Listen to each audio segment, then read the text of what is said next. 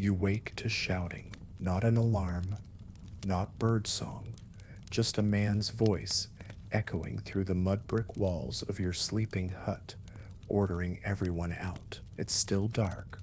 The stars haven't gone anywhere. You're sleeping on straw that smells faintly of sweat and mold. Your tunic is stiff from the dust. Your legs sore from yesterday's climb. But you can't hesitate. The foreman doesn't care if your body aches. If you're not outside when he starts counting heads, you lose your food for the day. Or worse. Welcome to life as a conscripted pyramid laborer in the 4th dynasty under Pharaoh Khufu. It's easy to romanticize ancient Egypt, grand temples, gilded tombs, mysterious gods. But none of that means much to you. You're not a priest or a noble. You're a worker, one of the thousands who build the legacy of the divine king, stone by stone, day after day, under the desert sun. And it all starts here, in a cramped laborer's village on the edge of Giza. The air is cold in the early morning, a small mercy before the heat becomes unbearable. You step outside, joining the slow-moving tide of men funneling toward the rations tent. Everyone looks the same, skin burned dark, shoulders sunken, eyes bleary. Some are farmers who've come in during the off-season. Others are permanent state laborers. Nobody speaks much. It's too early for words, and your mouth tastes like grit. Breakfast is a chunk of coarse bread and a cup of beer, not the kind that makes you drunk, just enough to give you some calories and water. There's no sugar, no fruit, no meat, unless it's a festival day. You sit in the dirt, chewing slowly, staring out at the looming shadow of the pyramid. Even in the darkness, it's massive. You'll spend the next 10 hours moving rocks toward that monolith, one of thousands of bodies, one tiny cog. There's a lot of myth around how the pyramids were built.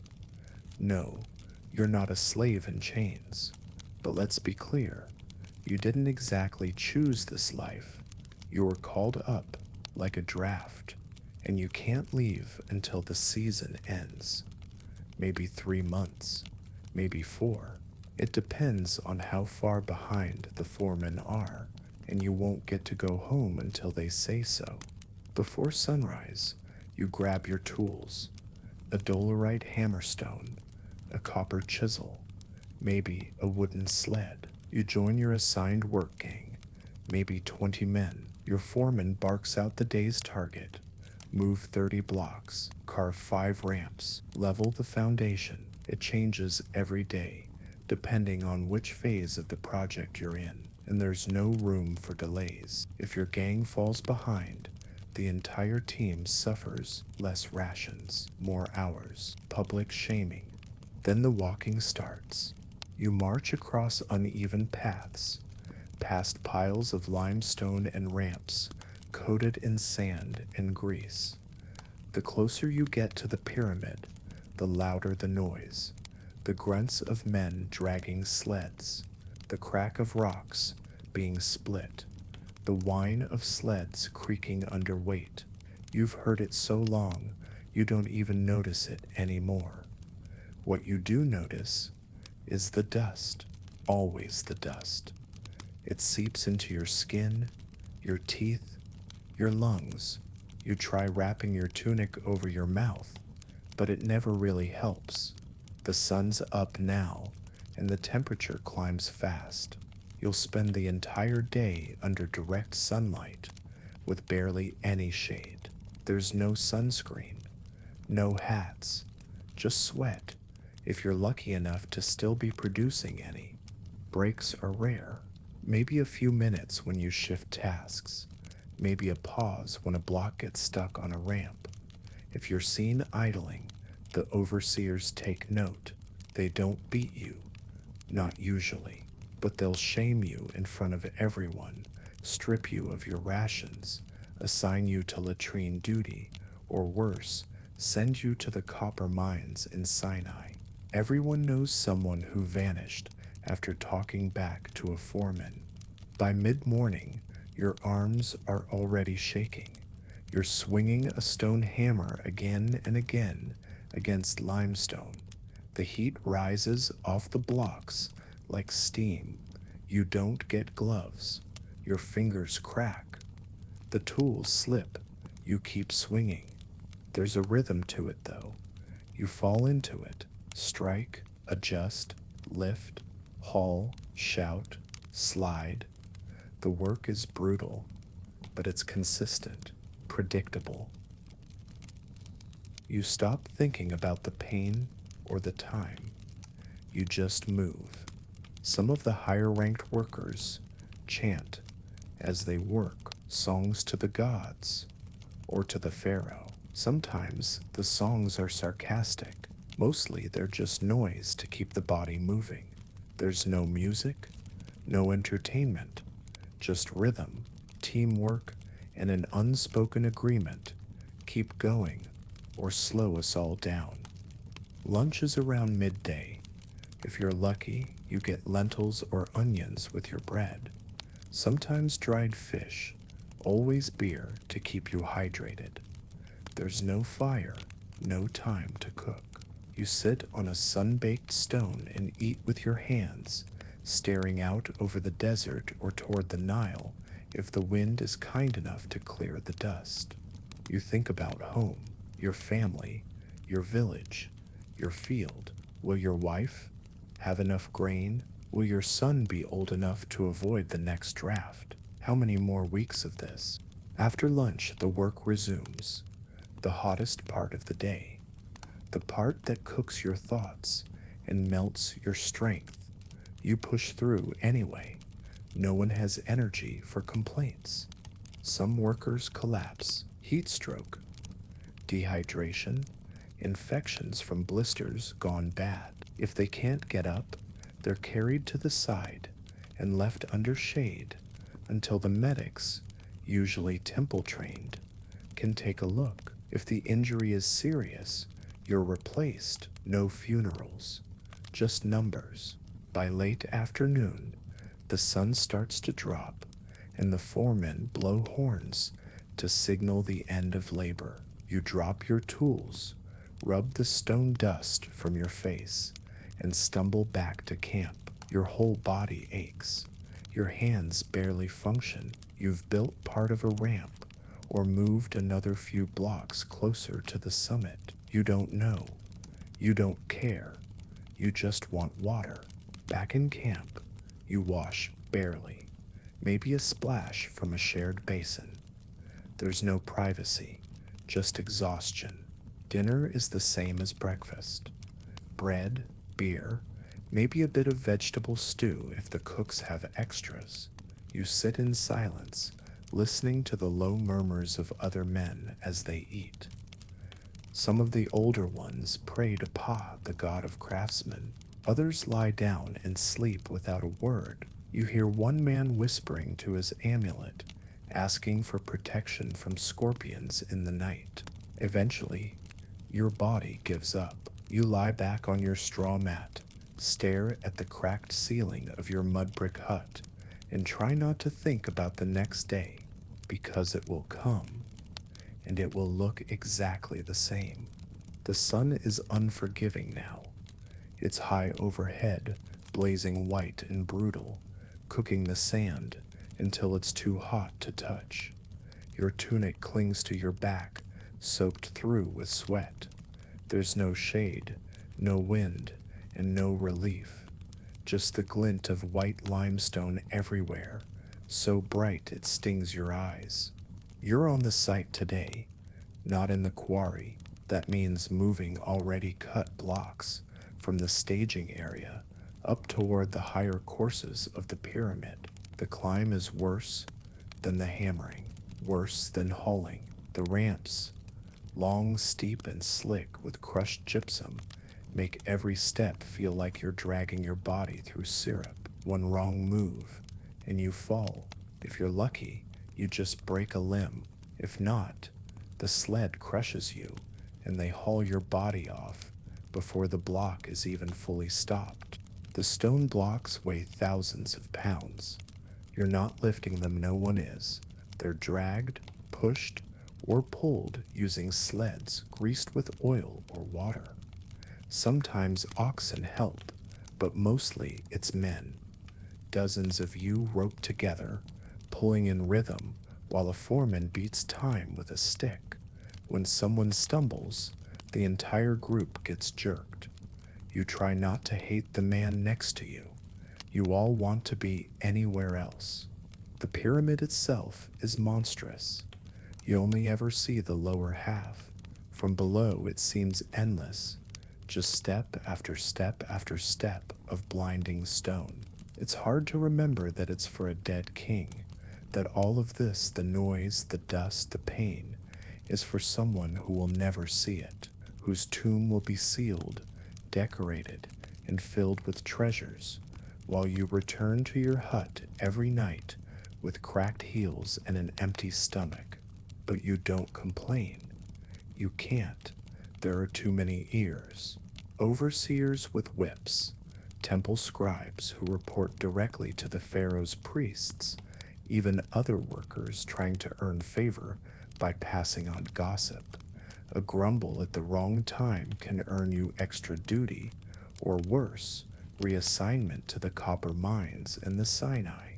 Everyone knows that once you're sent there, you don't come back.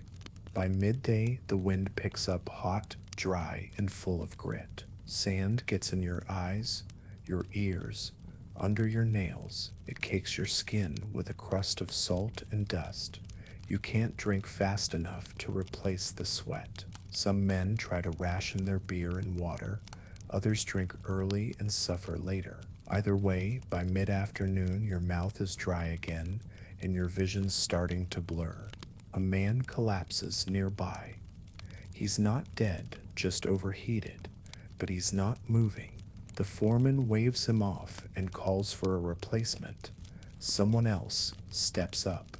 That's the rule. Keep moving. The pyramid doesn't wait. You're shifted to a new task, leveling a foundation block that doesn't sit right. It's not glamorous.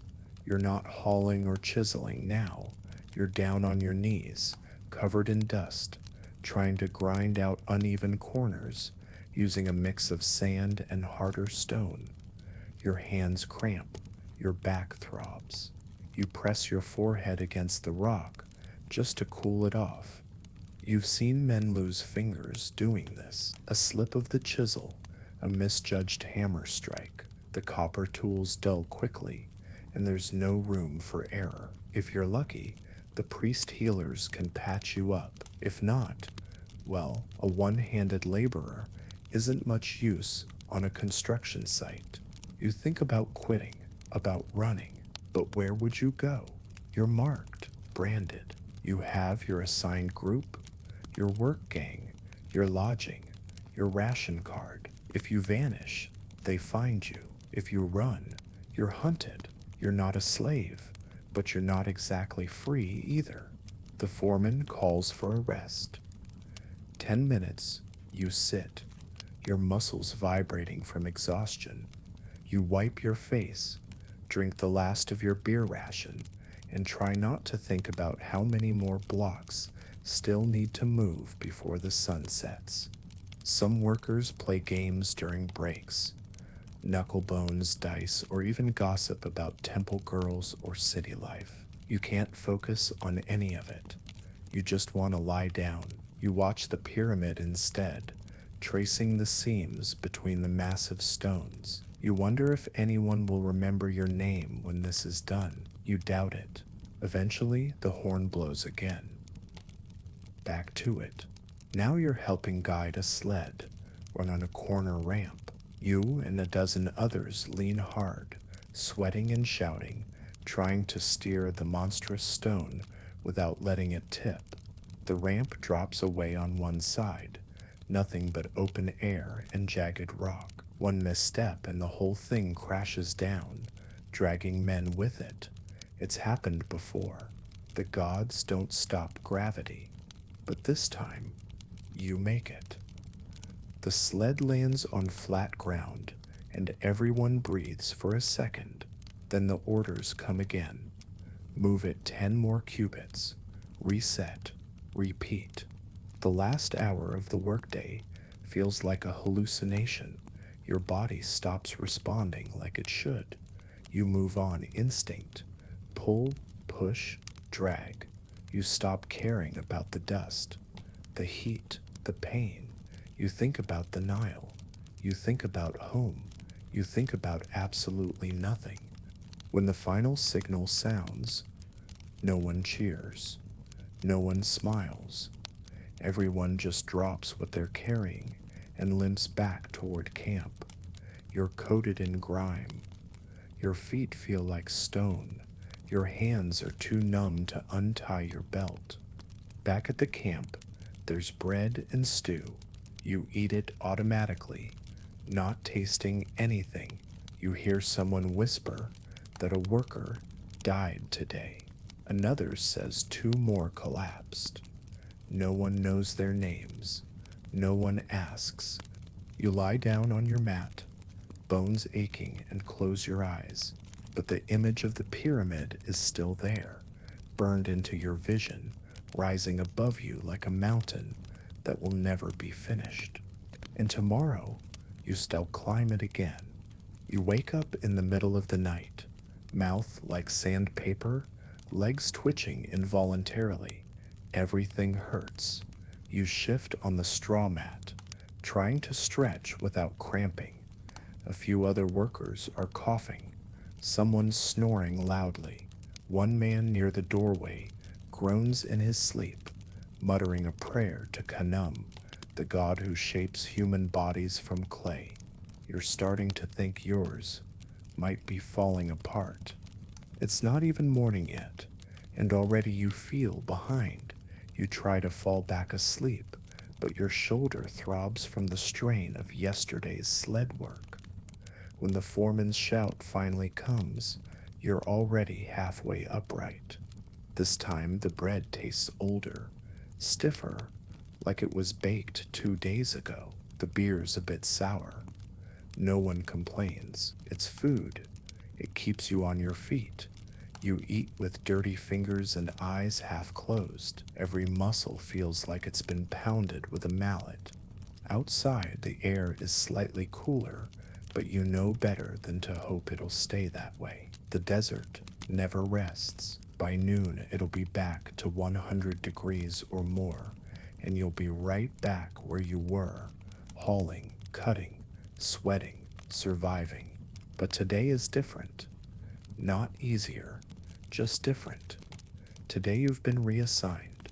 You're going to the hauling yard, where smaller stones are moved to build ramps and fill spaces between major blocks. The rocks are lighter, but the pace is faster, less time to rest, more chances to trip. It's a churn zone, work that's constant, repetitive, and punishing. The overseers like to put fresh conscripts here, or men they think need to be humbled. You get there just as the sun crests the horizon. The yard smells like hot dust and worn rope. You join your gang, grab a rope tied to a sled, and start pulling. No instructions needed.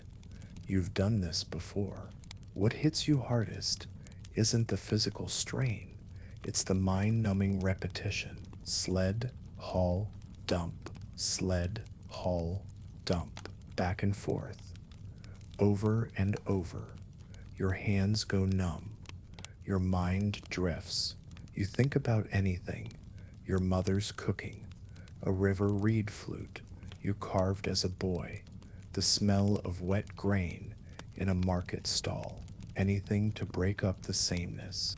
Around mid-morning, a man in your group collapses mid-haul. He doesn't make a sound, just drops like a sack. The rest of you stop. One of the overseers waves him off, like he sits shooing a fly. Drag him to the shade, he says, and get another. Nobody says the man's name. Nobody knows if he's alive. You just go back to pulling. And that's how it works here. You're not an individual. You're part of a system. You don't get a monument. You build the monument. Sometimes, when the sun is high and you're delirious from the heat, you wonder what it's for. This whole thing, the giant stone tomb, the priests say it's for the soul of the king to launch him into the sky, into the afterlife, that every block you place helps the pharaoh become a star. Maybe that's true, maybe not. All you know is that your back hurts and you haven't had water in an hour. Lunch is late today. The distribution is off and the beer has gone warm. You drink it anyway. There's no other option. A bit of onion, some leftover stew, enough to keep your legs moving.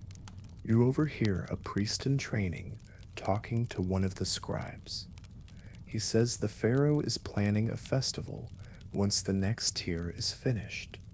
There'll be music, roasted meat, maybe even dancers. Maybe they'll feed the workers better that day. Maybe not. The talk doesn't matter. It's something to think about, that's all. Toward the end of the shift, you're moved again, this time to help lift a collapsed sled from a drainage ditch. It takes 10 men to hoist it upright. One guy slices his hand open on a rope edge. Blood darkens the sand. He wraps it with his tunic and keeps going. No one stops working. No one even blinks. As the day ends, you look up at the pyramid again. It's grown, just a little, but you can tell. Another tier added. Another row finished. You helped make that. Your blood, your sweat, your time. It's the only thing here that lasts. Back in camp, the fire pits are glowing. Bread is being handed out. You sit in the dust and eat slowly. The stew is thicker tonight, some kind of lentil mix with bits of fish. Maybe that's a good sign. Maybe it means something. You don't ask. The man who collapsed earlier hasn't come back. Someone else is sleeping in his mat. You lie down again. The stars are clear tonight, and the sky is huge. Some people whisper prayers. Others fall asleep mid-sentence. You think about your wife again, your son, whether he'll end up here someday, pulling stone behind him in the same dust. But right now, all you can do is rest. Tomorrow, the pyramid will still be there. So will you, if you're lucky. The first rule of robbing a tomb is simple. You never speak the name of the dead, not out loud, not even in your head. Names hold power. If the dead hear you coming, they might wake. And yet, here you are, creeping through the narrow canyons of the Valley of the Kings, heart-pounding, carrying only a torch, a dull copper chisel, and a sack that smells like camel hide and fear. You're not here by accident. This is your third time in the valley. You know the path like a second home, every shadowed ridge, every silent alcove, every cliff where a man might fall and not be found until his bones bleach in the sun. This time, you're after a specific tomb, a new one. Rumors from the embalmer's quarters say it's barely sealed. A minor noble, not a king, but rich enough to be buried with gold rings and a lapis amulet or two. You don't believe in curses, or at least you tell yourself you don't. But every time you step into the valley, something feels wrong, like the rocks are listening, like the stars are watching, like the air is too still. Tonight is moonless. That's good. Darkness is safety. But it also means your torchlight feels blinding. You move fast but carefully, keeping the flame low, your ears straining for any sign of movement. Patrolmen, wild dogs, rival thieves. Tomb robbing isn't noble work. It's not even especially profitable. Most tombs have been picked over by the time you get there. You've risked your life before for a few scraps of copper, a broken statue, or a handful of worthless charms. But sometimes, just sometimes, you find something real.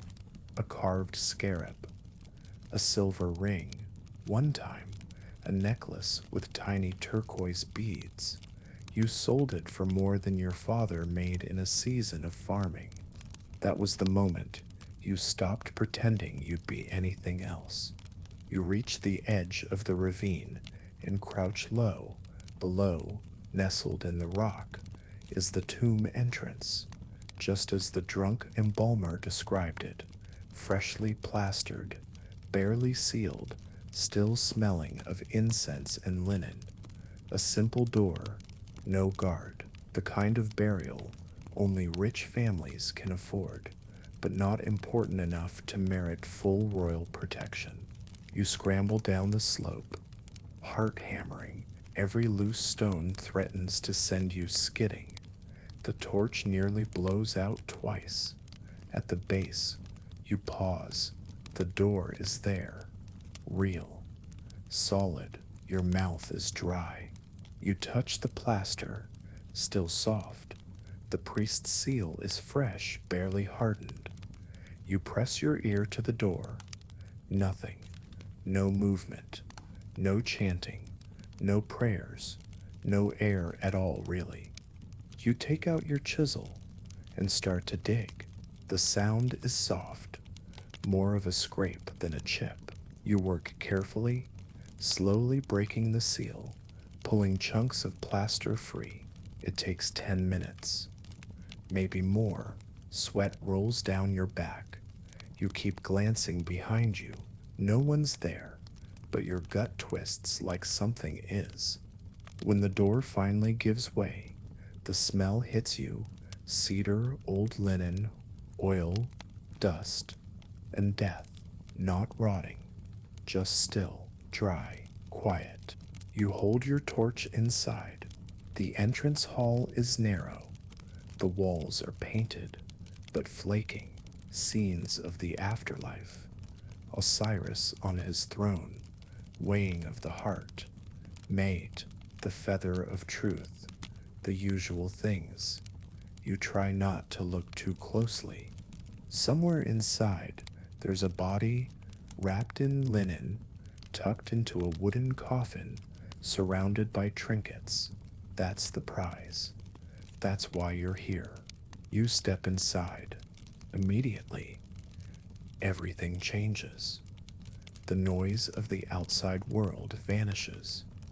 Even your own breathing feels muffled, like the tomb doesn't want sound, like it's remembering what silence felt like before you came. You walk slowly, careful not to kick debris or step on loose tile. The torch throws your shadow across the walls, and for a moment, it looks like someone else is walking beside you. You reach the antechamber. It's small, cluttered, pottery jars, an overturned stool, a painted wooden cat, useless, mostly. You scan for valuables, beads, jewelry, metal. A cracked mirror catches your eye. You take it, wrap it in cloth. It clinks against the chisel in your sack, deeper into the tomb. One narrow corridor, then another, and there it is, the burial chamber. The coffin rests in a recessed niche surrounded by offerings, food bowls, carved figurines, amulets shaped like the eye of Horus, a wooden box sealed with wax. You swallow hard. You step closer. The coffin is beautiful. Not royal, but expensive. Cedar wood, faintly painted. You see the outline of the dead man's face, carved into the lid. He looks calm, unbothered, rich. You should leave now. Just grab what you can and go. But you don't stead. You reach for the wax-sealed box first. You pry it open. Inside, bracelets. Gold. Real gold. You stare for a moment. Then you wrap them in your cloth, slide them into the sack, and finally, exhale. You glance at the coffin again. You know you shouldn't. The priests say disturbing the body invites wrath, that the dead can speak to the gods, that they know who defiles them, that their names will haunt you. But gold speaks louder than curses. You reach for the lid. It groans when it moves, just an inch, enough to see linen inside, the shape of the man, the faint scent of resin. You close it again. You stir not here for bones. The torch flickers. You hear something, a scrape. Not from you. You freeze. Silence. Then another sound. Footsteps. Not yours. You extinguish the torch. Stupid, maybe, but necessary. If someone's really here, light will give you away. So you press your back to the wall, slow your breath, and listen. Nothing. Just the sound of your pulse pounding in your ears. The dark is thick, like cloth pressed over your face. You can't see your hands, the coffin, the walls. You feel the stone behind you, cool and steady. One step too far in any direction, and you could knock something over, break something, wake something. You wait. Still nothing. Could have been rats. Wind. A trick of nerves. Or maybe it was real. Another thief, hoping to get there first. Or worse, a guard. A royal scribe, doing a midnight inspection. Maybe they heard the plaster crack, saw the torchlight, followed you in. You move slowly. 1 foot, then another, hands outstretched. You know the layout of the chamber now. Coffin in the center, offerings around the sides. You edge toward the entrance. Your sack is heavy with gold bracelets and a few other trinkets. You can't afford to drop it, but if you get caught, that sack might be the rope around your neck. Your fingers brush the wall. You feel your way toward the corridor. Step, pause, listen. Then something soft crunches underfoot. You freeze. Not stone, not pottery. It says ash. Your stomach sinks. You've heard about this. Some tombs have ash spread deliberately in the halls. Primitive alarms. If someone disturbs it, the footprint will show. The priest will know, or the guards, or the family. Doesn't matter who. What matters is that someone will see. You don't sit move. Can sit fix it now. Then you hear it again. This time, unmistakable. A breath, not yours. A low exhale. Close. You drop low. Stay silent. Then a whisper. Who stays there? Definitely not a guard. No scribe. Would whisper. Another thief. Probably. Maybe more than one. You stay still. A light flares down the corridor. A dim glow, weak torchlight. Not unlike yours. Flickering fast. Like someone's walking with it. Not standing still. You weigh your options. You could hide deeper in the tomb, risk losing your exit. Or you could bluff, pretend you're part of the burial crew here on priestly orders. But no one believes that in the middle of the night, you back away, deeper. The torchlight grows. You hear feet now, sandals scraping against stone, a muttered curse, 2 voices, one male, one older, definitely thieves. That Sep's bad. Rival tomb robbers aren't guards. They don't care about the law, but they do care about what you've already taken. If they think you've gotten to the treasure first, they'll beat you, maybe kill you, bury you in the tomb, and take your loot. You need to move now.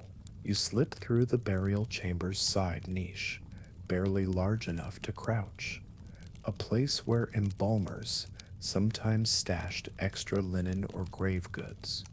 You press yourself into the shadows, breathe as quietly as you can, and pray to every god you've ever heard of. The thieves enter the chamber. You hear them step inside. Already opened, one mutters. Someone sips been here. Your pulse hammers. Maybe still here, the other says. A pause. They scan with the torch. Then footsteps closer, heavy. Look, footprints. Ash disturbed. Your gut turns to ice. Check the alcove. That seps where you are. You clench your fists. You could fight. You've got a chisel, but two men with knives is suicide in a stone box. You glance down. Their udder's a hole. Small. Crude. Maybe a drainage shaft. Maybe an unfinished chamber, big enough to fit through barely if you're fast. If your sack isn't too full, you don't think. You move. You slip into the hole head first. The stone tears your tunic, scrapes your shoulder, but you keep going. Behind you, a shout. There. Then, noise, scrambling, feet pounding. You drop. The shaft is tight. Your elbows bang against the sides. Your sack snags on a jagged edge. You rip it free. Something clinks, probably a bracelet. No time to care. You slide into darkness and land hard. Dust explodes around you. Your breath catches, your chest burns. But you're alive. You scramble to your feet, light your torch again. You stare in another chamber. This one's unfinished. Crude, no paintings, no carvings, just raw stone and silence. You turn in a circle. There's a crack in the wall. Narrow, but maybe it leads somewhere. Behind you, above, voices echo. Where sped he go? You don't stop, wait. You squeeze through the crack. Torch first. It leads to another tunnel, barely wide enough to walk. You move fast. Stones crunch underfoot. You pass broken pottery, spider webs, a skull that might not be animal. Eventually, the tunnel opens. You see daylight? Not much. Just a slit in the rock, a forgotten crevice. You scramble toward it, fingers bleeding. The sack digs into your shoulder. You don't care. You push through and fall into open air. You roll down a slope, coughing, gasping. The stars above seem too bright. Your lungs burn. You made it. Somehow, you look back. Nothing but rock. The tomb is behind you. The other thieves are somewhere inside, or not. Doesn't matter. You're done. You check your sack. 2 bracelets, a carved cat, a mirror. Could have been more. Could have been worse. You stand up, knees shaking. You've escaped curses, traps, and other thieves. This time, but the gods remember. You can't shake the feeling that something is still watching you. You make it back to the village before sunrise. The alleys are quiet. The air smells like smoke and clay. You pass sleeping dogs, a drunk slumped near a wall, a bread vendor yawning as she lights her fire pit. Nobody looks at you. That's good. You don't want to be remembered. Your tunic is torn, your arms are scratched, and your hands still shake. But you're alive, and the sack at your side is heavier than anything you've carried in weeks. You slip into your cousin's storeroom. Your usual hiding place after a job. It's behind the brewery, half buried under a grain shed. No one checks here. You sit down on the packed earth floor and open the sack, finally taking stock. Two solid gold bracelets. Not massive, but heavy. A carved cat figurine in onyx. Worth something if you find the right buyer. The mirror is cracked, but salvageable. And the last item, one you didn't remember grabbing, catches your eye. It's a small, flat piece of faience, blue-green, shaped like a scarab, the kind buried over a mummy's heart. You swallow hard. You didn't take that. Not on purpose. You know what this is. It's an IB, a heart scarab, inscribed with spells to keep the heart silent during judgment. They weren't just decorative, they were essential. Without one, a soul might speak poorly of itself in the Hall of Mot and be devoured by Amit. You didn't just rob a tomb, you may have doomed the dead man's soul. You wrap it tightly and shove it to the bottom of the sack. You don't believe in curses. Not really, but you feel cold all the same. Later that day, you go to the black market seller behind the temple quarter. He barely glances at your bruises, just holds out his hands for the goods. "Where's this from?" he asks, turning the bracelet over. "North of the worker Sep's necropolis." You lie. He snorts. "They sipper empty up there." You say nothing. He doesn't express. He gives you 3 pieces of silver and half a measure of barley. It's not enough for the risk. Not even close, but it's more than you had yesterday. You leave quickly and try to forget. But things change after that. You sleep less. You wake up drenched in sweat. You hear things whispers, footsteps behind you that vanish when you turn. You start avoiding the tombs, even the alleyways with funerary shrines. You catch yourself flinching when priests walk by. You go to the temple of Anubis once, pretending to offer a prayer. You slip the scarab into the offering box. Maybe they'll return it. Maybe it'll appease the dead. A week later, a man in uniform knocks at your door. You recognize his sash, official seal of the Necropolis Guard. He doesn't smile. You stir, "Coming with us." You ask why. You already know. They bring you to a small chamber behind the Hall of Records. The air is thick with incense. A scribe sits on a stool, holding a scroll. A temple witness watches silently. You are accused of desecrating a sealed tomb. The scribe says without looking at you, "A newly buried noble of the House of Intef." You try to protest, to lie, but it's no use. Someone talked, one of the rival thieves maybe, or the priest who found the scarab, or the merchant who noticed your new tunic and put 2 and 2 together. They don't torture you. Not yet, but they don't need to. You're questioned for hours. Where you went, what you took, who else was with you. The more you deny, the more they write. Finally, they bring out the evidence. A bracelet, one of yours, found in a market stall, still wrapped in temple linen. You're done, but execution is rare for tomb robbers. You're not important enough to kill. Instead, you are marked publicly. They bring you to the plaza outside the temple, strip you to the waist, brand your arm with a symbol, an open eye above a coffin, the mark of a defiler. You shall carry it for the rest of your life. You're banned from entering temples, barred from the market. Whispers follow you everywhere.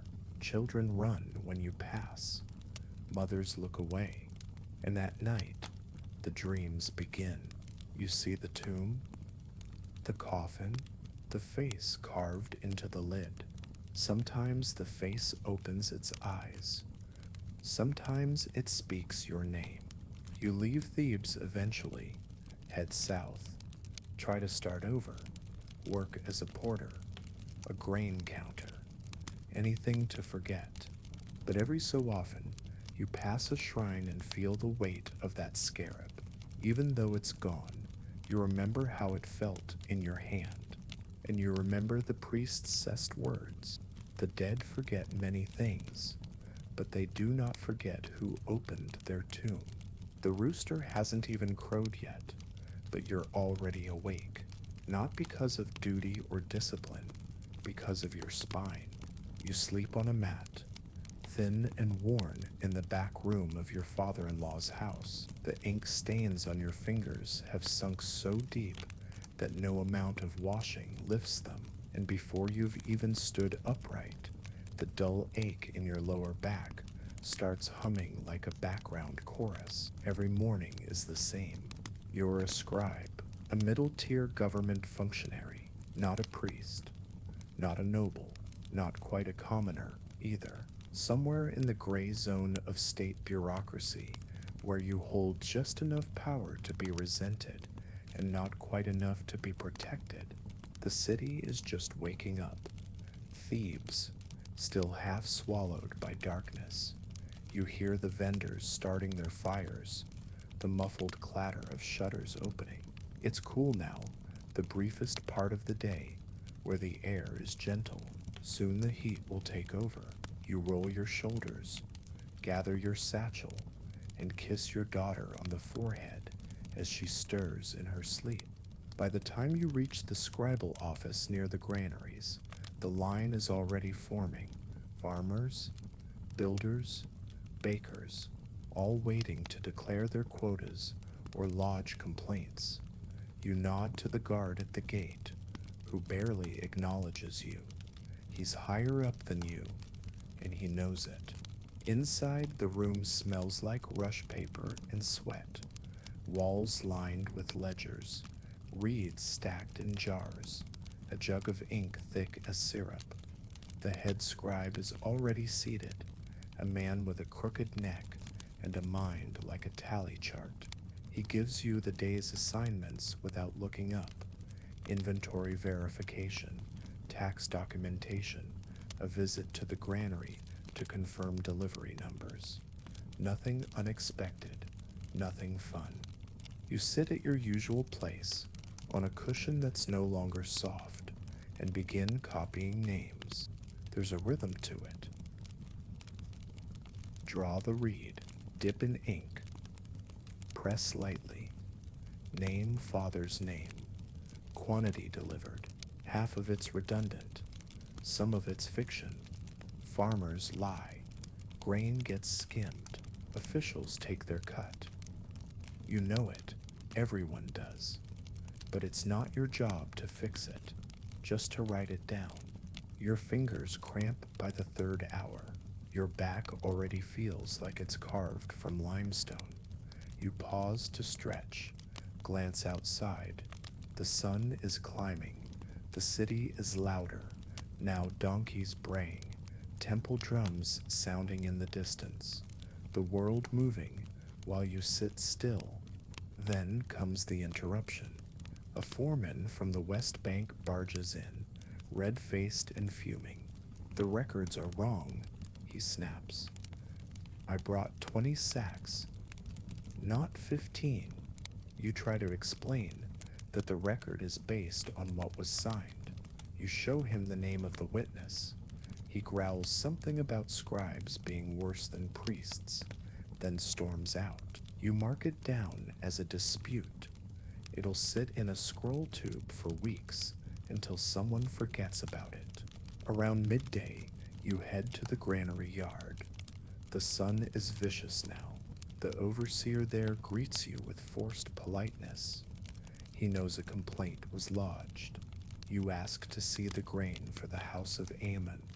He gestures at a pile of sacks, all marked with crude ink glyphs. You count them. You cross-reference names. You record it all. One sack has a faint cut. The grain inside smells slightly off. You make a note. The overseer sees this and narrows his eyes. You sure you want to write that down? You smile and write it anyway. He says nothing, but he watches you all the way out of the yard. Back at the office, more forms await. Letters from the temple scribes requesting adjustments to their offerings list. A note from a shipping clerk about a boat of papyrus delayed by bad winds. A tally from a royal carpenter claiming too few cedar planks were delivered. You copy, you record, you file. Everything gets written. Nothing gets solved. This is your real job.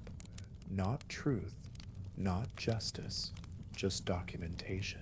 So that if someone asks, there's a scroll to point to. Late afternoon.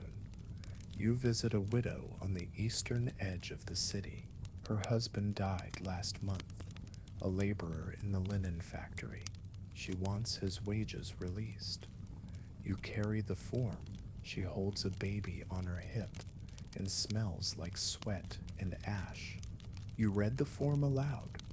She can't read. She places her thumbprint at the bottom.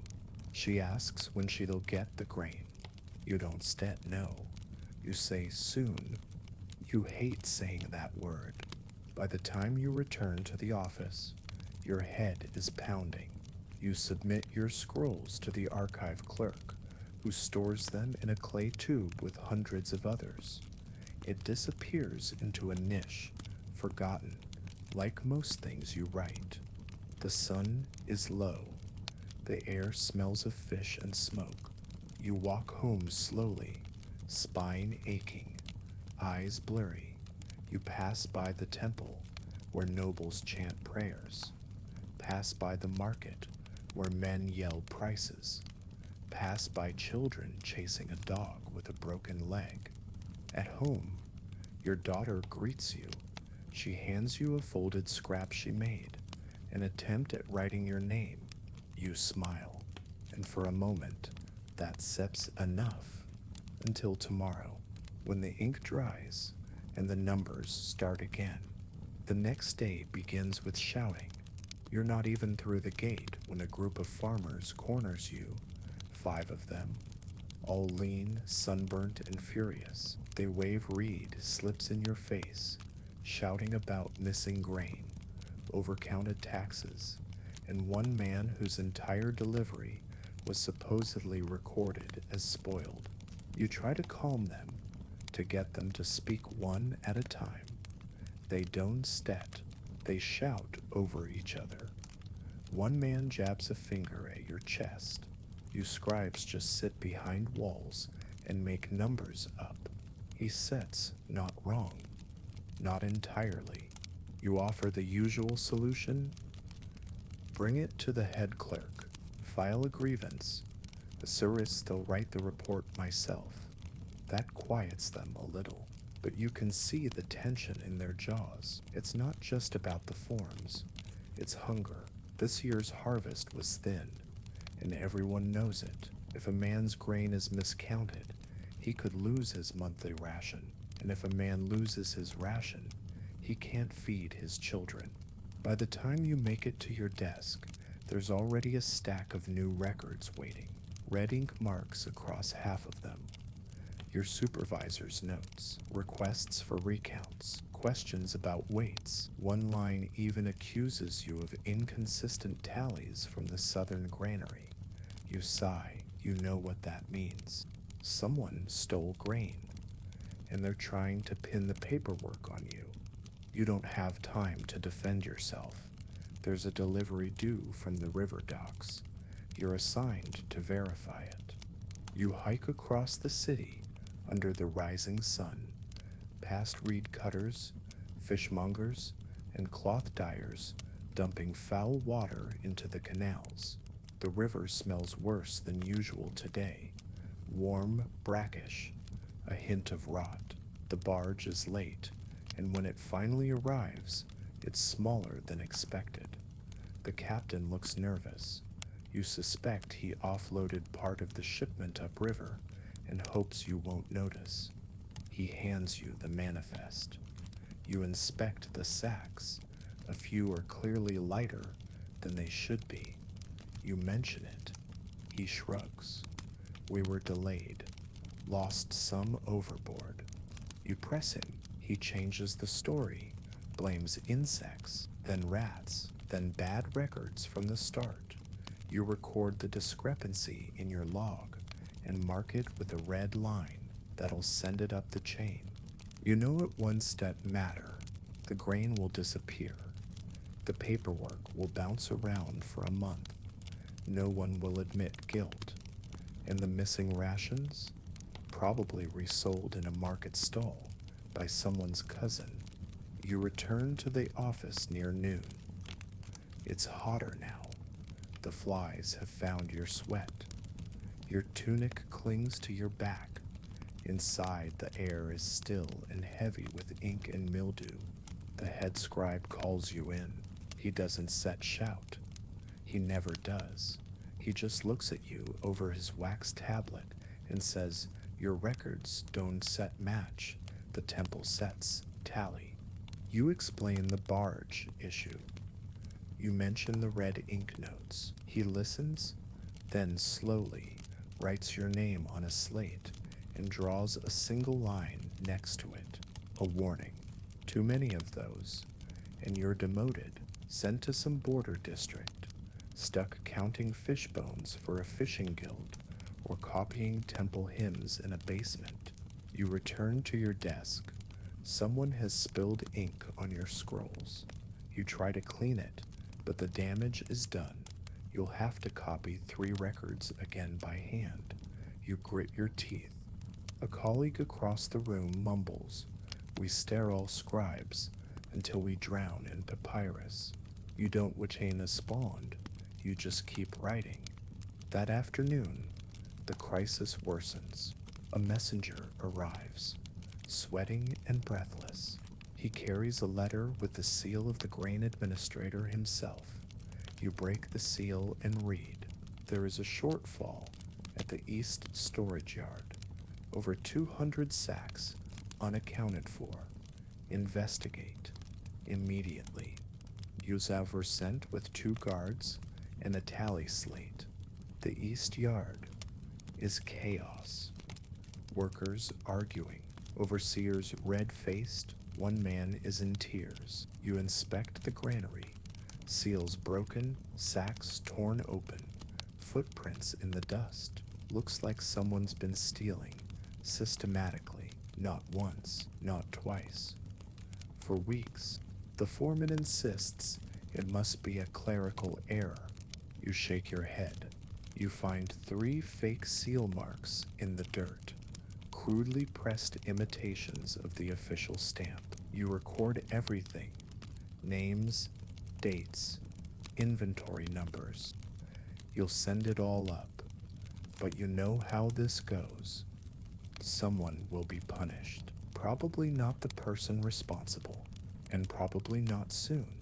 You walk back to the office in silence. The sun's beginning to drop, but the heat hasn't relented. You want to wash your hands. You want to lie down. You want to forget about grain for one day. But back at your desk is a new scroll. Another complaint. Another shipment delayed. Another angry noble demanding compensation for a temple offering that arrived half-spoiled and covered in rodent bites. You log it, file it, add it to the stack. Outside you hear temple bells, evening prayers. But here inside the mud brick walls, your day isn't over yet. There are still numbers to copy, seals to check, slips to sign, and your back still aching. As always, by the time the sun finally dips behind the hills, you're still working. Most of the city is winding down. Families cooking lentils, children chasing chickens through courtyards, old men folding their cloaks for prayer. But you're still hunched over a chipped wooden desk, copying grain counts into a ledger no one will read unless something goes wrong. You've rewritten the same name 3 times, Amenhat, son of Dedu, because your reed pen keeps skipping. The ink is low, thick at the bottom of the jar. Your wrist aches, your eyes blur, your shoulder keeps locking. This is what being educated earns you, a seat at the table. Yes, but not the one with meat and figs. The one with scrolls, broken chairs, and responsibility that no one thanks you for. It was instead always like this. You remember your first lesson.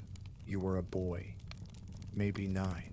Your teacher made you sit in the dust, holding your reed like it was a scepter, copying the phrase, "The scribe is the eye of the state." You believed it. Back then, literacy felt like magic. You knew names that others only spoke aloud. You could count, calculate, catalog. You were proud. Now, decades later, that same phrase feels like a bad joke. The eye of the state? More like its tired hand. A clerk passes by and tosses a new order onto your desk.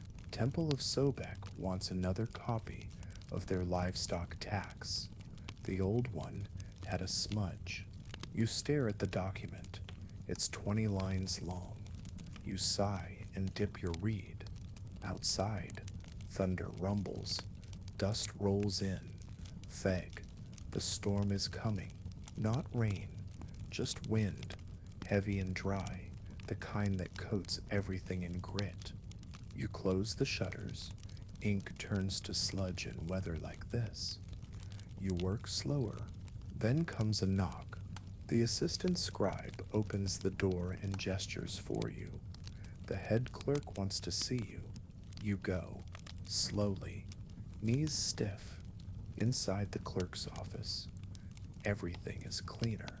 His scrolls are organized. His ink jars full. He doesn't even look up when you enter. "Eyes for received word," he says, "from the Office of Temple Provisions. They claim your last count of wheat stockpiles was inflated." You blink. "It was based on what I saw. I counted the sacks myself." He raises one eyebrow. "They say otherwise." You pause. You know what this is.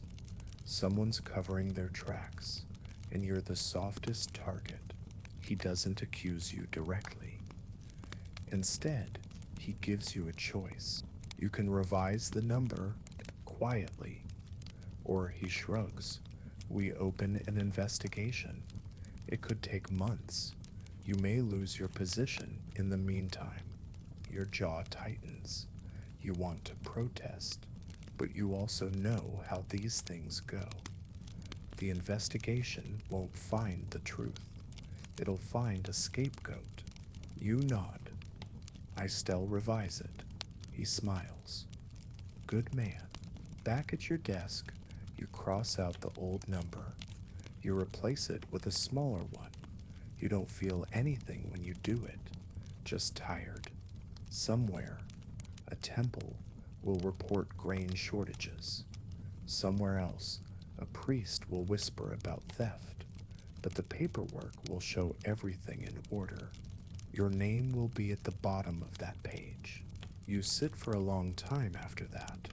The storm has picked up. Wind whistles through the shutters. You close your eyes for a moment, head against the wall, then a voice. Your daughter steps. You open your eyes. She's standing at the door, barefoot, clutching your water jar. "Mama said to bring you this," she says. You take it. The water is warm, but clean. You thank her. She smiles and points at your scroll. "Are you still writing names?" You nod. "Is mine in there?" You pause. "No, but I could add it." She beams.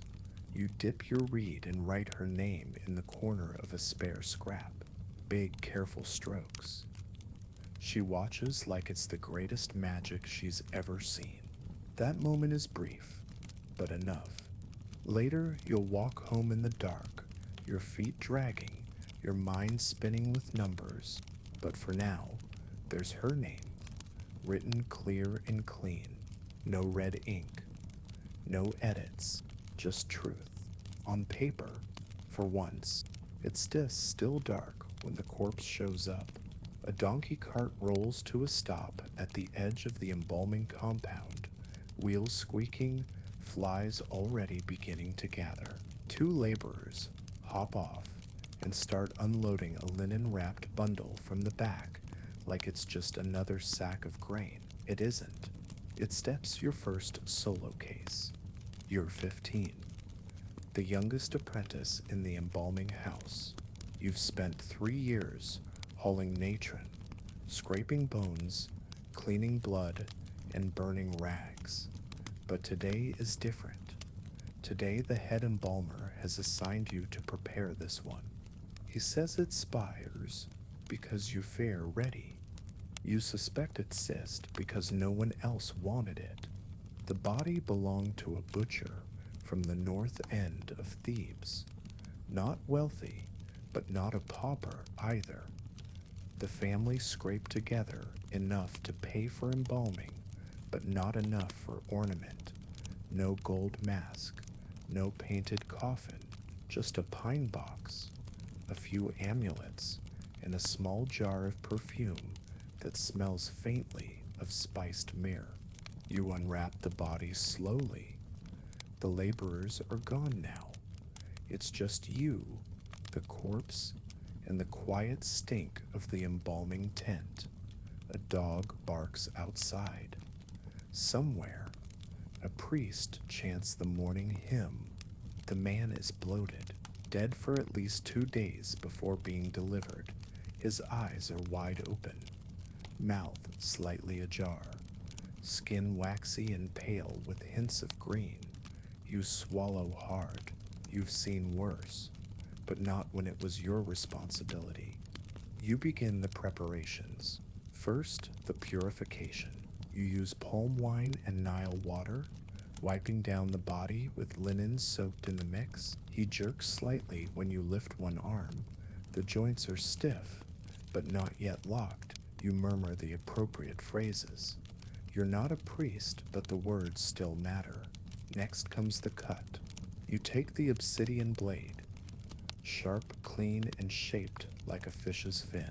Your hand shakes. The incision is made on the left side of the abdomen. That's where the organs come out. You press the blade down and slice. The skin parts. Warm gases escape. The smell hits you like a hammer. Sweet, sour, rotten, metallic. You gag. You've smelled it before, but this one is worse. You pause, breathe through your mouth, steady your hands. Then you reach in, the stomach first, swollen and sloshing. You remove it carefully, then the intestines, liver next. Finally, the lungs. One by one, you place each in its own natron bath, wrapped loosely in linen. You double-check the jars. The one marked for the heart is empty, but there's steps a problem. There's steps no heart. You frown. You go back, feel around the chest cavity. Nothing. You widen the incision. Still nothing. Just muscle, bone, and an empty space where the heart should be. This is bad. You step back. Wipe your hands. Think. The heart is the most important organ, not just biologically, but spiritually. In the Hall of Maat, the dead man's heart will be weighed against the feather of truth. No heart, no judgment, no afterlife. The man's soul will be lost, wandering the Dawat forever. You check the documentation scroll. It confirms the heart should be present. You check the crate the body came in. Nothing. Someone stole it. You've heard of this. Sometimes corrupt workers cut the heart out before delivery, sell it to black market priests for use in shortcut funerary rites, or worse, sell it to someone trying to curse a rival. You now have a corpse without a heart and a family expecting a clean burial in 7 days. You sit on a stool, gloves sticky, blood pooling under your feet. You stare 15. You stare an apprentice. And you are in trouble? You consider telling the head embalmer, but if you do, he'll say you botched it, that you lost the heart, that you failed your first solo case, that you're not ready. You consider faking it, stuffing the chest with resin and linen, pretending the heart's still inside. But if the family pays for a priest to recite the weighing of the heart ritual and the spells fail, it'll be on your name, or worse, on your afterlife. You sit in silence. Outside, the sun begins to rise. The city stirs, and inside the tent, a dead man waits. You don't know, tell anyone. Not yet. You spend the rest of the morning pretending everything is fine. The intestines soak in their natron bath. The liver and lungs are sealed in their jars, labeled with the proper symbols. You even mark one as heart, an empty jar filled only with powdered resin and a piece of linen you've shaped into something vaguely heart-like. You pray no one checks too closely. That's not a solution. It steps a delay. You still have 6 days left before the burial. The body has been drained, but it's far from finished. You pack the cavity with salt and resin-soaked linen. As usual, you avoid looking into the empty chest space. You hope the man's soul isn't watching. Instead of the no, the nephide the tent grows stifling. The heat makes everything worse. The resin sticks to your fingers. Flies buzz around your ears. The man's mouth is still open, like he wants to speak but never will. You leave the tent for a moment, just to breathe. The main embalming house is a stone structure, a few steps away, shaded by faded awnings, and lined with scroll racks, pigment jars, and shelves full of canopic lids. Inside, the head embalmer is hunched over a painted coffin lid, supervising an apprentice barely older than you. You walk past them. Casually, you head to the storage room. Its stats locked. Yous have never been allowed in here alone, but you've seen the assistant embalmers do it. They keep the spare jars, the replacement linens, and the discarded bits from previous clients. That's what you're after. You pace, think, then you remember the firewood clerk. He sometimes leaves the back window open to vent the smoke. You loop around the back of the building, press yourself against the plaster, and find the window open. You pull yourself up and through, wincing as a splinter slices your arm. You stare inside. The room is stacked wall to wall with clay jars, some labeled, some not, broken lids, cracked stoppers, a pile of cloth bundles, hardened with time. The air is thick with dust and dried myrrh. You search quickly, jar after jar. Some hold linen scraps, some hold what look like animal organs used in mock ceremonies for families who couldn't afford full embalming. You find a heart, but it's shriveled, blackened, clearly aged. Might be a goat's. Then, a sealed jar, intact, labeled only with a smudge of ink and a faint glyph. I, heart. You hesitate. Is it even human? You pull the wax stopper and peek inside. There it is. Deep red, slightly shrunken, but unmistakably real. A preserved human heart, probably from a body that was never buried. Maybe from a criminal, maybe from a ritual gone wrong. You seal the jar again. You feel sick, but you don't leave it behind. You sneak out the way you came. Back in the tent, you unwrap the fake heart jar and swap it with the new one. You sit with it for a moment. You've just stolen a heart from the house of the dead, but you've also saved your work, maybe even the soul of the man you're preparing. You finish your tasks by sundown. The body is drying now, packed in natron. For the next 40 days, it will sit on a slanted board, draining and shrinking. You'll monitor it. Flip the linen every 3 days. Replace the salts as needed. Eventually, you'll stuff the chest, seal the wound, and wrap him in layers of linen and resin. Paint the mask. Insert the amulets. And no one will know, unless the soul himself knows. That night, you dream of the butcher. He's standing upright, perfectly preserved, but his eyes are gone, just blank sockets filled with salt. He holds a balanced scale in one hand.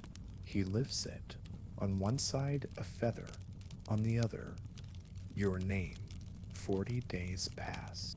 The butcher's body shrinks, tightens, darkens. The natron does its work, pulling every drop of moisture out. His skin now clings to his bones, like old leather. You've flipped him twice a week, replaced the drying salts like clockwork, and tried not to look too long into his open mouth or those sockets that never really seem to stay empty. The heart, the one you found, is still sitting in the jar you sealed. You've checked it daily, watching it for signs of mold, decay, or judgment, but it's held up. No rot, no maggots, no ghostly visitations, at least none you can prove.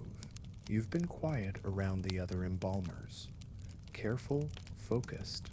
The head embalmer hasn't said much, but he grunted in something like approval last week when he passed by your table. Now it's test time. The family has sent word. The funeral is scheduled for tomorrow. You're to finish wrapping and prepare the body for presentation. This is your final test. You begin early. The resin is heated in a clay bowl until it bubbles and smells like scorched incense. You dip the linen strips, layer after layer, wrapping the body from feet to chest, tucking amulets where the family paid for them, one over the throat, one under the left foot, one painted with a crude Anubis symbol near the wound. You save the chest cavity for last. You unwrap the heart jar, hold it up to the morning light. It's still intact, still quiet. You insert it gently into the chest, nestled in fresh resin-soaked padding. It's not the original. It's not even guaranteed to be human, but it looks right, feels right. You seal the cavity and wrap the torso, then the arms, then the head. By midday, the body is ready. You place him in the pine coffin, surrounded by the family's offerings: bread, onions, 2 small fish dried stiff, and the perfume jar that still barely holds a scent. The mask is painted clay, roughly molded but passable. The final spell, painted in black ink on the coffin lid, reads, "May your heart speak truly before the scales." You stare at that line for a long time. Then the family arrives.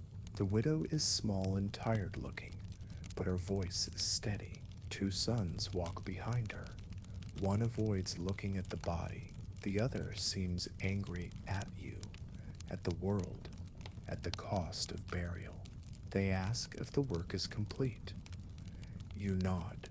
The priest arrives to perform the blessing. He's dressed in a jackal mask, his voice measured as he chants the standard rites. The incense burns thick. You can hardly see your own feet. And then the procession begins. You carry the coffin with 3 others, shoulder to shoulder, arms trembling under the weight. The heat is brutal. The sand stings your ankles. People stop to watch, some respectfully, others just out of boredom. The route leads west, toward the necropolis, where the land rises and the tombs dot the cliffs like crumbling teeth. At the entrance to the tomb, the priest halts the group and performs the opening of the mouth ritual. He holds a ceremonial adze to the mask, touches the lips, so the dead man may speak in the afterlife. You watch closely. The priest pauses for a moment, then continues. No sign of hesitation. No sign that anything steps wrong. You exhale. Maybe this will work. The coffin is slid into the chamber. A final prayer is offered. The sons place the offerings inside. The priest seals the tomb with a plaster mark. The job is done. You walk back in silence, the others chatting around you, relieved to be finished. Back at the compound, the head embalmer calls you aside. He doesn't set shout. He never does. He just says, "You did well." That sips it. 3 words. But they land heavier than gold. You clean your tools, wash the resin off your arms, scrape your nails. You look at the gloves you used, the jars you labeled, the linen you wrapped, and you wonder if the soul of that butcher made it, if he stood in the hall of Mot, if the scales balanced, if the gods noticed the switch. That night, you sleep deeply. No dreams, no shadows, but when you wake up, your chest feels heavy, like something is sitting just under the skin, like something is watching. The alarm isn't a bell, it's the sound of your foreman shouting. You wake up in the workers' camp, just east of the river, near the quarries. You're sleeping on straw, under a reed mat that barely holds off the morning chill. Your body already aches, knees stiff, fingertips sore, your heel cracked so deep it bleeds if you stand too fast. But there's no time to stretch. The overseer is already counting heads.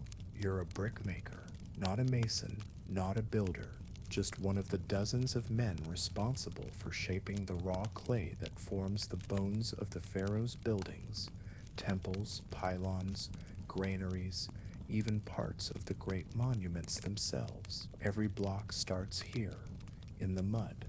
You're handed your daily ration, flat bread, half an onion, and a cup of sour beer. You eat as you walk, headed down the slope toward the brick pits. The sun isn't even up yet, but the work has started. You join your team. 8 men and 2 boys. Your task is simple. Mix river mud with straw, fill the molds, let them dry, then fire them over and over. A single brick takes minutes, but the quota, hundreds, thousands. Your hands are never clean. By the time the sun crests the hill, you've already filled your 50th mold. The mud is thick, warm from yesterday's heat, full of sand and grit. It gets under your fingernails, into the folds of your tunic, behind your ears. The foreman walks past, his stick tapping the ground with every step. He doesn't say much, just watches. You're reported, and if you're reported, you lose rations. Or worse, your work status is downgraded. That's how you end up clearing latrines in the cattle pens. The boy next to you sneezes. His nose is bleeding. He wipes it on his arm and keeps working. That's how it is. The molds are wooden, roughly cut. Some leak, some stick. When the mud won't come out clean, you have to slap the sides or dig with a reed knife. Every second wasted earns you a glare from the foreman. The sun climbs higher. Soon the air is thick, not hot, wet. You sweat through your linen wrap. In under an hour, the bricks dry slow in this weather, and that slows everything down. At midday, there sits a break. You sit in the shadow of the kiln wall, chewing dry bread. Your hands shake. Your arms buzz with exhaustion. A man next to you shows off a boil on his shoulder, angry red, filled with pus. He jokes that it looks like the eye of Ra. No one laughs. Another man mutters that he saw a foreman selling bricks to a merchant after dark. They sell our sweat and take credit for it. You say nothing. You just drink your beer and hope your heel doesn't split again when you stand. The kilnmaster shouts. Break Seps over. You return to work. This time you're on kiln duty, stacking dry bricks for firing. The heat from the fire is worse than the sun. Your eyelashes feel like they're curling. Your skin stings. The fire is fed with dried cattle dung and bundles of palm fronds, and the smoke stings your throat. You try not to cough. If the foreman thinks you're sick, he might pull you off the crew. Or worse, assign you to the quarry. That night, after the last batch is stacked and the tools are rinsed, you limp back to your sleeping mat. Your hands are bleeding. Your heel has split again. You press a scrap of linen to it and wrap it with twine. You lie down and stare at the stars through the holes in the reed mat. You wonder if the pharaoh will ever touch one of your bricks.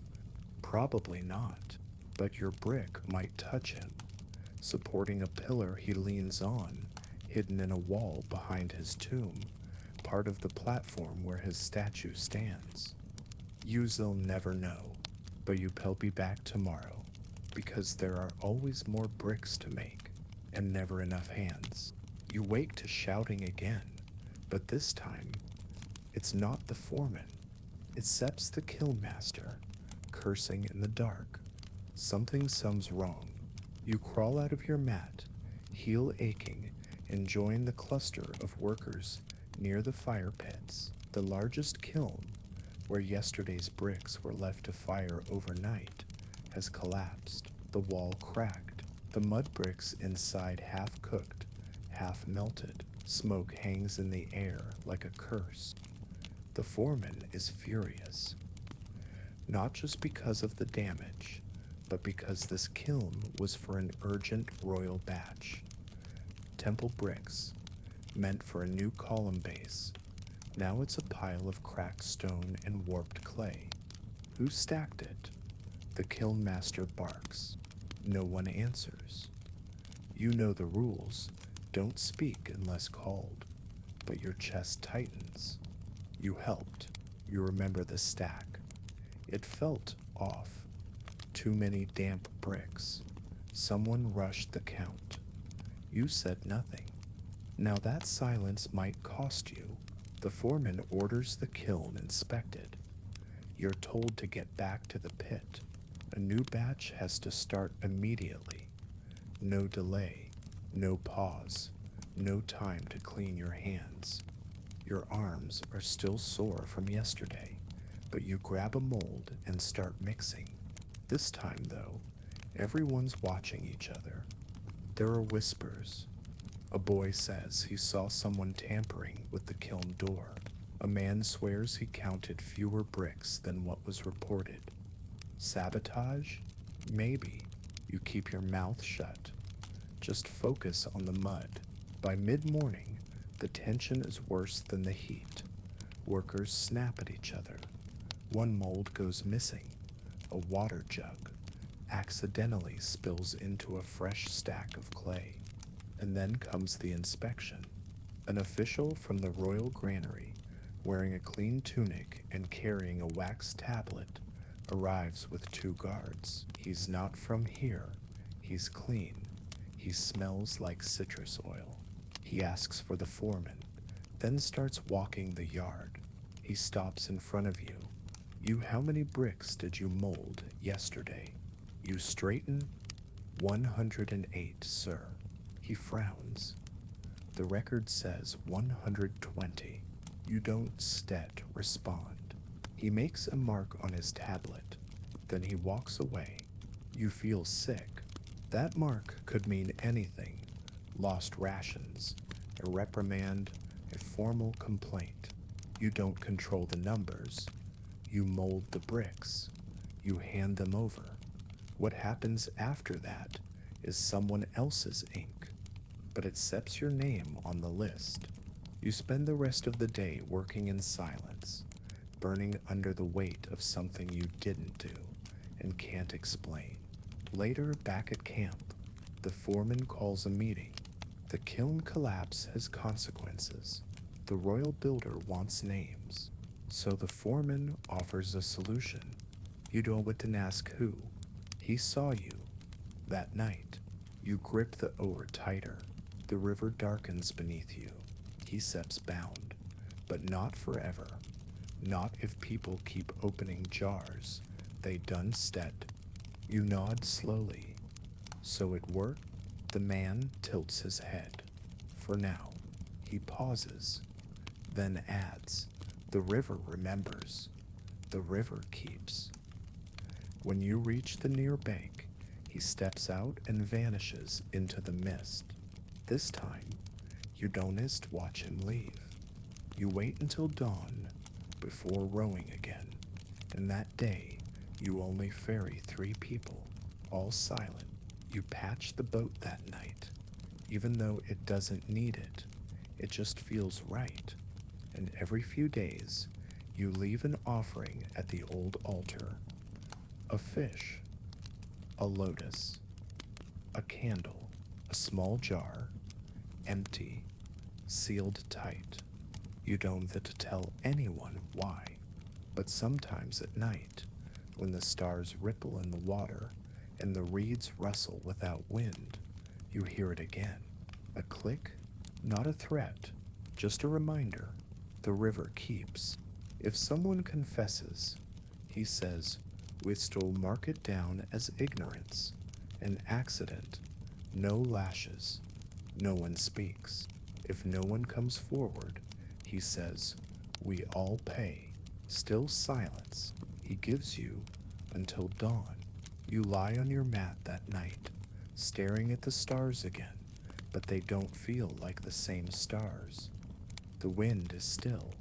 Even the dogs are quiet. You think about your hands, about your cracked heel, about the boy who sneezed yesterday and hasn't come back. You think about the bricks, about how heavy they are, even when they sish not in your hands. At dawn, no one confesses. The foreman waits. So does the kiln master. Even the clean-smelling official from the royal granary returns, holding that same wax tablet and wearing the same tight frown. He gives the speech you expected. There was negligence. There was silence. There must be consequences. The punishment is instead death. Isn't public. 10 lashes. Not for one man, but for 5. Randomly chosen from the crew that handled the kiln. Your name is drawn 3rd. You don't say anything. You just walk to the post when they call you. The lash is a simple leather strap. Nothing fancy, but it burns. The worst part isn't set the pain. It's the sound. Your fellow workers watch in silence. No one cries out. No one flinches. But every strike echoes through the kiln yard like thunder in a clay canyon. You grip the post until your knuckles turn white. You don't let go until it's over. When it ends, you stand up, straight as you can, and walk back to your mat. No one meets your eyes. And then back to work, because the bricks still need to be made. The new kiln batch must be started. There's no delay even after punishment. Your back stings, your shirt sticks to the blood, but your hands are in the mud again before the hour turns. By midday, you're dizzy. Heat and blood loss, maybe. You press your hands into the wet clay molding it like instinct, not even thinking anymore, just motion, routine, survival. And then something strange happens. The foreman, your foreman, walks past and stops. He says nothing, just drops a packet by your feet. Wrapped linen, inside honey paste, crushed garlic, and a tiny pinch of dried resin, remedies for wounds. He keeps walking. You don't thank him. That would draw attention. You just pocket the bundle when no one's looking. It's the closest thing to kindness you've seen all month. Later that week, your crew is moved. The bricks you've made, they're done curing. It's time to see where they're going. The site is massive. You ride with the supply barge down the Nile, then unload at the foot of a rising temple wall. Hundreds of workers swarm the site. Masons, painters, sculptors. The sound is constant. Chisels tapping, ropes creaking, men shouting measurements. You carry your own bricks up the slope, stack by stack, each one placed in the base of the western pylon, the foundation of the pharaoh's temple to the sun god. You're too low to see the whole structure, but you can feel its weight. You press one final brick into place, smooth the joint, step back. Your blood is inside that clay. Literally, the lash wounds reopened yesterday. The sweat, the mud, the strain, it all went into this, and now it's set stone. Not just mud anymore. It belongs here. So do you.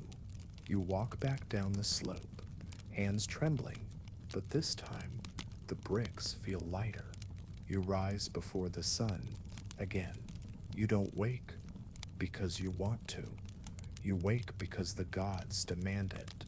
You're a low-ranking temple servant, barely more than a cleaner, but in the house of Ammon, even the lowliest have a sacred role. You clean the temple floor, you carry the offerings, you never speak unless spoken to, and you must be invisible. The inner sanctum, where the god's statue sleeps, must be untouched by impurity. That means no loud voices, no food, no unclean hands, no dust, no mortal odor. Not even sunlight may reach the god before the rituals are done. So you wash 3 times, once at the basin, once at the sacred pool, and once in silence beneath a carved lintel where the priests believe the gods can hear thoughts. You scrub your hands, your arms, your feet. You chew lotus petals to sweeten your breath. You wrap yourself in a fresh linen robe, no folds, no stains. You carry a woven basket, incense cones, 2 jars of beer, a fresh fig, and a small pot of honey, the offering for today's ritual. You walk barefoot through the temple halls. The sky is still dark. The columns tower over you like petrified giants. Reliefs of gods and pharaohs line the walls, lit only by flickering oil lamps. The eyes seem to follow you, always. You stop at the outer chamber. The high priest is already there. He doesn't look at you. He nods, just once, and you kneel. You place the basket beside him, then step back, hands at your side, head bowed. The ritual begins. You're not allowed into the sanctuary. Only the high priest may open the shrine of the god. Only he may see the statue, speak the prayers, and offer the food. But you hear it, the chants, the clinking of jars, the whisper of linen on stone. You wait in silence, motionless, for nearly an hour. Then he exits. The basket is empty now, save for the fig. He hands it to you. You know what this means. You've been granted favor today. The leftover offering, believed to be touched by the god, goes to a servant chosen at random. It's an honor, one that can take years to earn. You bow and accept it with both hands. He walks away without another word. You don't eat it. Not yet. First, you place it in your own offering dish back at the servants' quarters. A small thank you to Ammon, a quiet bargain for continued protection. Then you sweep. For the next 6 hours, you sweep the floor of the outer court. Carefully, slowly, not too loud, not too fast. The dust must be collected, not stirred. The offerings must be arranged, not dropped. Everything must be in balance. Acolytes walk past without speaking. A priest scolds another servant for scuffing the corner of the altar. A cat, one of the temple's many, slinks across the mosaic tiles and curls beside a sunlit doorway. You envy her freedom. The work is repetitive. Intentionally so, that sets the point. You are not supposed to think of yourself. Not here. Your body moves. Your thoughts don't. By the time the sun reaches its highest point, the courtyard is clean. The oil lamps are refilled. The offering tables are wiped. The god is satisfied. At least you hope so, because if the god is instead, then it sets not just your day that goes wrong. It sets the whole city's. It starts with a cough, a dry one, coming from the elder priest who oversees the purification bowls. He's been there longer than anyone, his beard streaked with white, his voice as steady as a funeral drum. You've never seen him falter. Until now. The cough worsens by afternoon. By evening, he's shivering. By nightfall, he doesn't return to the quarters. The next morning, his spot is empty. No one talks about it. In the temple, silence isn't just custom, it's protection. If something is wrong, the gods must not hear you doubt. But the others notice. One of the junior servants fingers his amulet 5 times during breakfast. Another whispers a prayer while sweeping. You hear the words, "Spare us the bad wind." That seps what they call it, the bad wind. The unseen rot, the sickness that sometimes passes through Thebes like a shadow. No one names it. No one claims to know where it starts. But everyone knows what happens when it reaches the temples. You keep your head down. You clean the jars. You scrub the incense trays. But you notice things. The sacred pool hasn't been refilled. The priest in charge of the northern gate hasn't spoken in 2 days. And the offering loaves, normally baked fresh each morning, arrive slightly stale, edges curled and dry. Then one morning, the high priest stumbles. Just once. Just a moment. But it seps enough. He steadies himself on the wall, pretends to adjust his robe, then continues walking as if nothing happened. You catch it, and later that day, he sends for you. You kneel, as always, in his chamber. But this time he tells the others to leave. His voice is quieter than usual. You sweep well, he says. You see things others miss. You don't yet respond. He reaches into his robe and pulls out a small clay jar. Unmarked, stoppered with wax. This is balm, he says.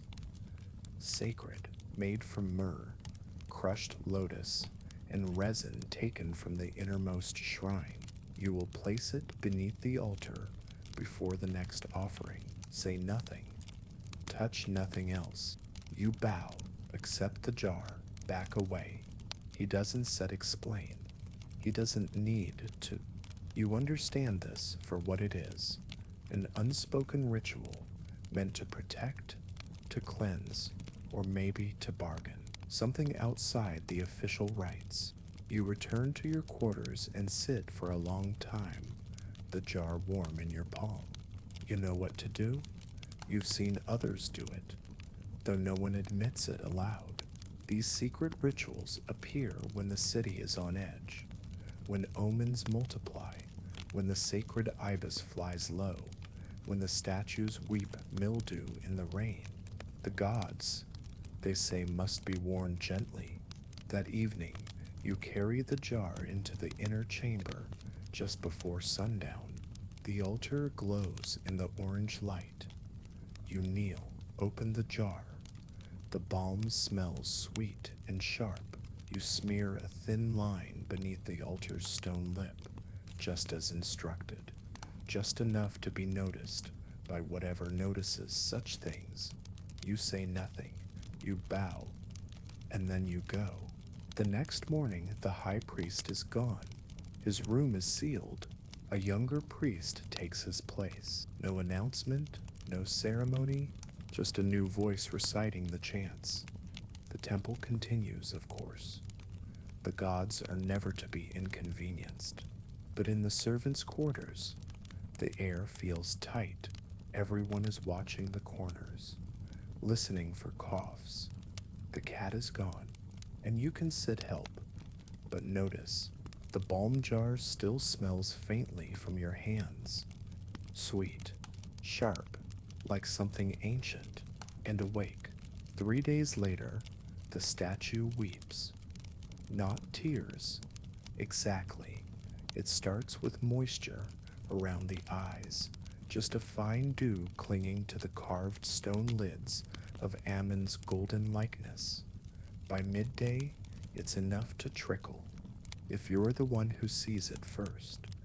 You've been assigned to polish the sanctuary floor, kneeling just outside the shrine chamber while the junior priest conducts the daily hymn.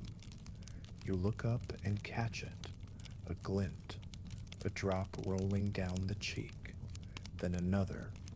The statue is weeping. You freeze. You don't stut speak. You don't stut breathe. By the time the hymn ends, the moisture has already begun to dry. The priest notices nothing.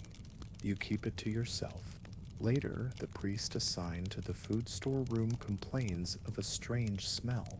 When you're sent to investigate, you find the offering trays blackened, fine loaves spoiled at the edges, even though they were baked just that morning. Fruit with tiny holes, meat crawling with flies. Spoiled offerings are a bad sign, a very bad sign.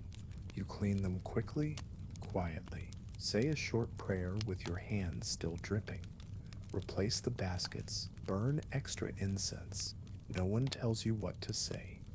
You just know. That evening, another servant disappears.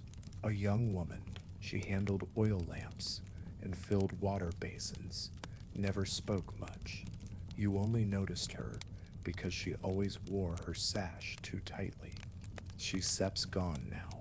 No questions asked. The silence in the servants' quarters grows thick. People mutter behind their hands. Someone tries to hang an old scarab amulet above the threshold of the sleeping room. It disappears by morning. You're sweeping the courtyard when the new high priest, young, clean-shaven, eager, calls for an emergency purification. You are to assist. You help carry the natron bowls, the cedar oil, the lotus water. You watch as the priests scrub the altar with such force they strip the paint from the inlay. One of them cuts his hand on the edge. He bleeds across the floor. No one speaks of it. You light incense until the smoke chokes you. Still, it doesn't feel clean. That night, in your quarters, you unwrap the linen bundle that holds the jar, the one the old priest gave you. It steps empty now, but the smell remains. You hold it close, and for the first time whisper, "Is this your doing?" Of course there's no answer, just the creak of the reed roof above, the distant cry of a jackal, the feeling that something is watching. Then, just before dawn, the cat returns. Not the same one, but close. It sits outside the temple gates, staring at the sunrise. You bring it a crust of bread. It sniffs, then turns away. You sweep the courtyard. The statue does not weep that day. The offerings do not rot. The priests seem lighter. The young high priest even smiles. No one mentions the disappearances. No one thanks you. You return to your chores. Scrubbing, fetching, folding. You are invisible again, which is exactly what the gods want. The Nile is inset blue. Not here. Not now. It's a deep, shifting brown, thick with silt and the churn of thousands of hooves, oars, and sandals that have crossed it since the morning. The water smells like reeds and sweat, and something else, something wet and alive. You're a river ferryman, not by choice. Your father did it, and his father before him. Your oar is carved from sycamore. The boat is patched with tar-soaked linen, and your legs are always wet, always sore. You don't carry nobles or scribes. They have their own sleek barges and pretty servants with palm leaf fans. You ferry workers, farmers, priests, onions, crates, sometimes goats. Once, a broken statue had so heavy the boat rode dangerously low. But dusk is the worst. This is when everyone wants to go home. You're finishing your 7th trip today. Arms burning, shoulders tight, when a tall figure appears at the bank. Hooded, quiet, carrying a single jar and a walking stick. He says nothing, just nods once and steps onto the boat. You don't ask questions. You never do. People carry strange things across the river, bones, scrolls, gods, in little boxes. You once carried a jar that meowed the whole way. You still don't want to know why. You push off. The current is slow tonight, dragging like a heavy breath. The sky is red, fading to purple. Bats already wheel overhead. The air hums with the buzz of mosquitoes, and something deeper, almost like whispering. The hooded man says nothing. He holds the jar close. You row. Halfway across, the boat lurches. Not from wind, not from current, from something underneath. A bump, a shadow, then nothing. You stop rowing. The man says nothing. Then another bump, stronger. You glance at the water. It's flat, smooth, but wrong. You whisper, mostly to yourself, crocodile. The man doesn't react. You row faster. Then the jar in his hands starts to hiss. Not loud, just a quiet, dry sound, like steam escaping a tight lid. The man doesn't move. You stare at the jar. It's sealed with wax, painted with a glyph you don't recognize. Not a name, not a house mark. It accepts a warning. You grip the oar tighter. You've heard the stories of jars sealed with curses, of priests who trap spirits in clay and ferry them to the far bank where no one lives, of things that crawl out if the wax melts too soon. Another bump, then a scrape. This time the boat rocks. You see the tail, thick, black, armored. It vanishes just as quickly. The man speaks. Finally, voice low, tates. Tame affet. That's all he says. You do. You row like the river is on fire. The boat groans. Something brushes against the side again, slower this time, testing. You don't pray. You're not that kind of man. But you think of your daughter asleep in her mat and the necklace she made you from fish bones, and you tell the river silently, not tonight. Finally, the far shore, you beach the boat half a man's length into the reeds. The man steps out, jar still hissing. He turns to you. Forget this crossing. You nod.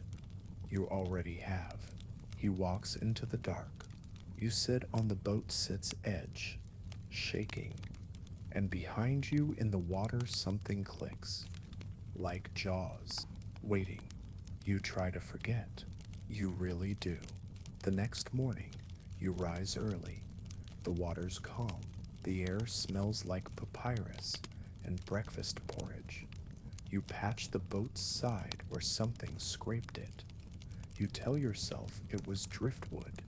You ferry farmers again, a merchant with garlic, a child with a goat that refuses to sit still. Everything feels normal until noon. A guard from the House of Life comes down to the dock, not a regular guard.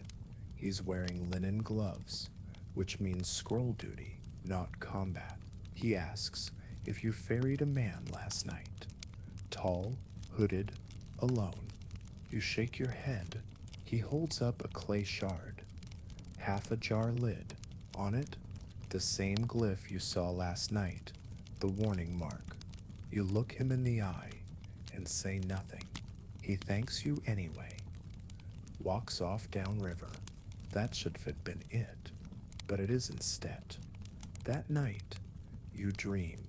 The river isn't water, it's blood, slow and thick, and something swims in it. Massive, coiled, wrong. You see the jar again, but now it's open, and what's inside looks back at you. You wake sweating. You take a day off. Your neighbor rows in your place, and when he returns, he says he saw something strange. A clay jar bobbing in the reeds, sealed, perfectly upright. He didn't touch it. That night, you go to the shrine near your dock. It's a tiny altar, barely taller than your knee, but it's where your father left offerings to Sobek, the crocodile god. You haven't touched it in years. Now you do. You bring salted fish, a cup of beer, a coin. You whisper a promise. I row who asks. No more. The next morning, the jar is gone from the reeds. But something cessed changed. The river feels different, quieter, not safer, just watching. You ask around the docks. The hooded man never returned. The House of Life guard hasn't been seen either, and the priest from the southern shrine, he who blesses the ferry boats at every new moon, has taken ill. His skin yellowed, his voice gone. You keep rowing. What else is there to do? Then, one evening, you ferry a woman and her son across. She sips carrying herbs, tightly bound. On the way over, she looks at you and says, I heard you took a cursed jar last week. You say nothing. She smiles. Good. You frown. Good? If it hadn't stet crossed, the curse would seeve broken. The river holds it now. Safer that way. You dock the boat. She steps off. Her boy waves. You sit in the boat long after they are gone. The river laps quietly against the hull. So that sets what you are now. A ferryman of things no one else dares carry. A smuggler of jars that hisses. Maybe you light a small lamp and float it out into the current. It spins once, then goes still. Just watching. Weeks pass. The river returns to rhythm. The sky pinks each morning like it always did. The ferry fills and empties, but you feel it. Something is waiting. The jar doesn't return. The hooded man doesn't either, but the reeds at the far bank bend when there's no wind. Sometimes, as you pass a bend, the water flattens, like something deep is holding still, listening. One evening, just before the last trip, a child runs down the dock shouting, "There's someone on the far bank," hooded, holding nothing this time. You freeze. You stare across the water. It accepts him. Same stance, same silence. You almost don't stat go, but you do, because this is what you are now. You push off. The water is unnaturally calm. Your oar doesn't splash. It slides.